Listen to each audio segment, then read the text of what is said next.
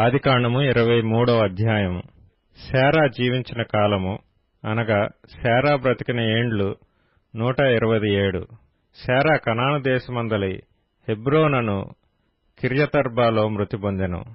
అప్పుడు అబ్రాహాము శారా నిమిత్తము అంగలార్చుటకును ఆమెను గూర్చి ఏడ్చుటకును వచ్చెను. తరువాత అబ్రాహాము మృతి పొందిన తన భార్య ఎదుట నుండి లేచి హేతుకుమారులను చూచి, మీ మధ్య నేను పరదేశినిగాను పరవాసినిగాను ఉన్నాను.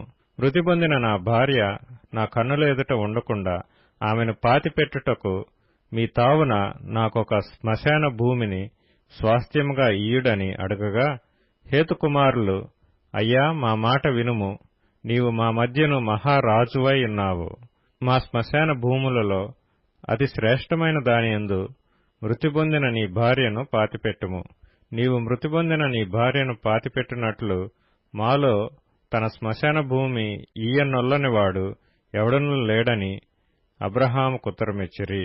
అప్పుడు అబ్రాహాము లేచి ఆ దేశపు ప్రజలైన హేతుకుమారులకు సాగిలపడి, మృతి పొందిన నా భార్యను నా ఎదుట ఉండకుండా నేను పాతిపెట్టుట మీకిష్టమైతే నా మాట వినుడి. సోహరు కుమారుడైన ఎఫ్రోను తన పొలము చివరను తనకు కలిగిన మక్పేలా గుహను నాకిచ్చున్నట్లు నా పక్షముగా అతనితో మనవి చేయుడి.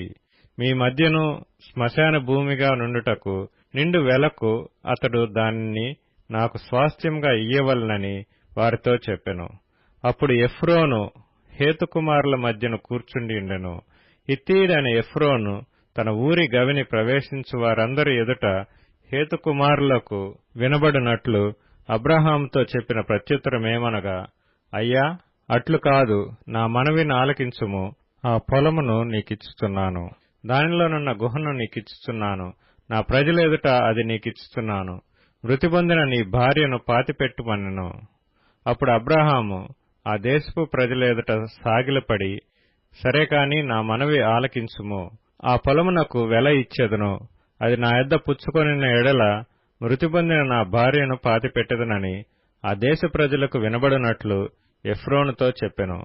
అందుకు ఎఫ్రోను, అయ్యా, నా మాట వినుము, ఆ భూమి 400 తులముల వెండి చేయును. నాకు నీకు అది ఎంత? మృతి పొందిన నీ భార్యను పాతిపెట్టుమని అబ్రాహామునకు ఉత్తరమిచ్చెను. అబ్రాహాము ఎఫ్రోను మాట వినెను. కాబట్టి హేతుకుమారులకు వినబడినట్లు ఎఫ్రోను చెప్పిన వెల అనగా వర్తకులలో చెల్లు 400 తులముల వెండి అబ్రాహాము తూచి అతనికిచ్చెను.